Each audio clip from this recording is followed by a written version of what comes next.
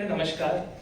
बचपन से ऐसी बहुत सारी चीजें होती हैं, बातें होती हैं जो मैं अपनी मम्मी से कहना चाहता था, लेकिन आज तक कभी कह नहीं पाया। तो मुझे लगता है कि इससे अच्छा मौका या और इससे अच्छा मंच मुझे कभी नहीं मिलेगा।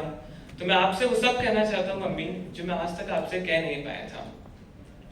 लोग कहते हैं, लोग आज मेरी तारीफ करते हैं, कहते हैं कि शलीका है, तहजीब है, अदब है मुझ में, जो कुछ होना चाहिए वो सब है मुझ में।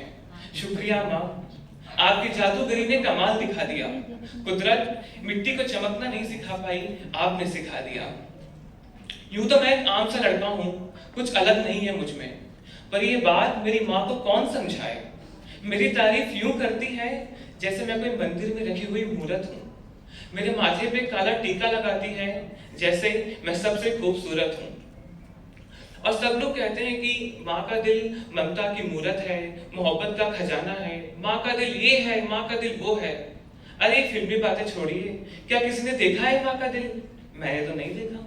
हाँ, मैंने अपनी माँ के हाथ जरूर देखे हैं, वो हाथ जो मेरे लिए रोटियां सेकते हुए जल जाया करते थे, जो मेरी नन्ही उंगलियों के थाम को चलना सिखाया करते थे, वो हाथ जो मुझे पेंसिल पकड़ के लिखना सिखाते थे, जिन हाथ के सिरहाने मैं तकिया बना के सोता था, वह हाथ जो मुझे एक थप्पड़ मारने के बाद खुद 10 बार रोते थे।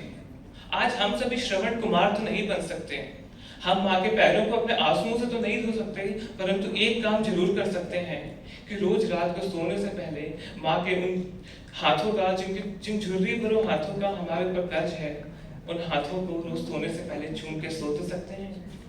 और सब ये कहते हैं कि खुदा हर जगह मौजूद नहीं हो सकता, इसलिए उसने माँ बनाई, लेकिन इसके आगे की बात मैं बताता हूँ। ऐसा नहीं है कि खुदा ने माँ को बना के बहुत जश्न मनाया, वो बहुत खुश हुआ। बस सच तो ये है कि खुदा माँ को बना के बहुत पछताया, इसलिए क्योंकि उसकी हर एक जादूगिरी किसी और ने ले ली और वह जान भी ना पाया। खुदा का काम था मोहब्बत, वह माँ करने लगी। खुदा का काम था हिफाजत, वह माँ करने लगी। और खुदा का काम था हिफाजत, वह भी माँ करने लगी। देखते ही देखते उसकी आंखों के सामने कोई और परवरदिगार हो गया। वह बहुत रोया, बहुत पछताया, क्योंकि खुद माँ को बना के खुदा बेरोजगार हो गया।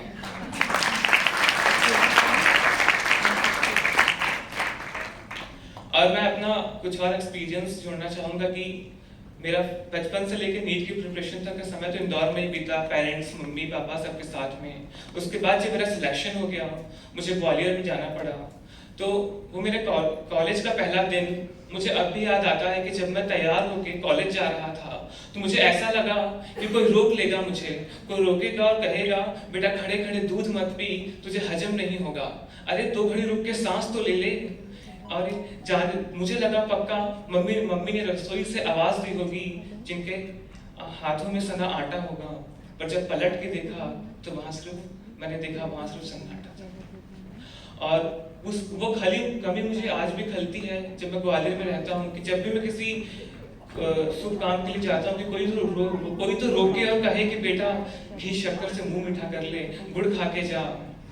मैं बचपन से लेके अब 20 साल की उम्र तक माँ से आजादी के लिए लड़ता रहा कि मम्मी मुझे यहाँ जाने दो, वहां जाने दो, मत रोकिए, मत टोकिए। तो माँ मैं यही कहना चाहता हूँ कि आज वो सारी आजादी मेरे पास है, परंतु फिर भी न जाने क्यों दिल उदास रहता है।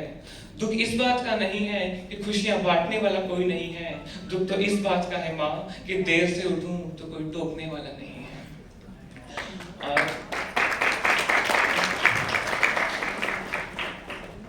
आज के युवाओं के लिए मैंने कुछ पंक्तियां कहना चाहूंगा कि लाइफ कैसी होती अगर उसमें माँ न होती, कि पैसा तो होता लेकिन बरकत नहीं होती, धूप लगी तो आंचल से कौन छिपाता, पापा के डांट से कौन बचाता, कौन कहता जल्दी घर वापस आना, कोई बाहर का दे तो कुछ मत खाना, छाता ले जा मुझे साथ में धूप लगेगी, टिफिन बांध दिया है बेटा खा लेना जब भूख लगेगी।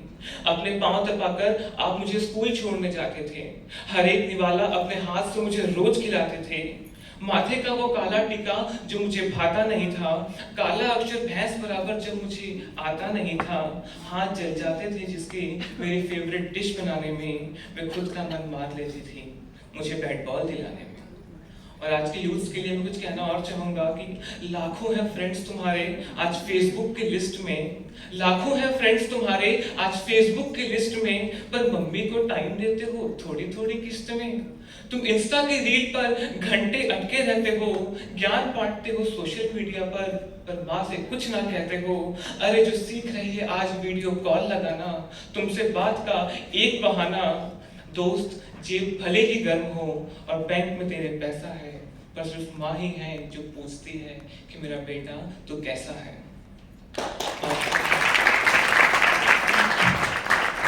अंत में एक मेरी रिक्वेस्ट है, तो मैं एक बात और कहना चाहूंगा बस, कि जो हर वक्त आसपास रहे वो अक्सर नजर नहीं आता है। माँ के साथ भी यही होता है। मैं आपसे पूछना चाहूँ कि आपने कब जी भर के आंख भर के अपनी माँ को देखा? तुमने कब उसकी साड़ी या सूट की तारीफ की? कब उसकी चूड़ियों के रंग को नोटिस किया? कब उसकी नेल पॉलिश पर अपनी राय दी? आखिरी बार कब कहा कि माँ जच रही हो, माँ प्यारी लग रही हो?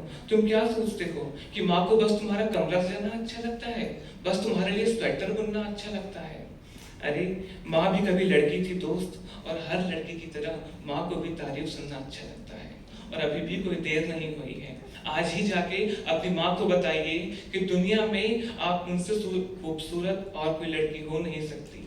धन्यवाद और once again happy Mother's Day।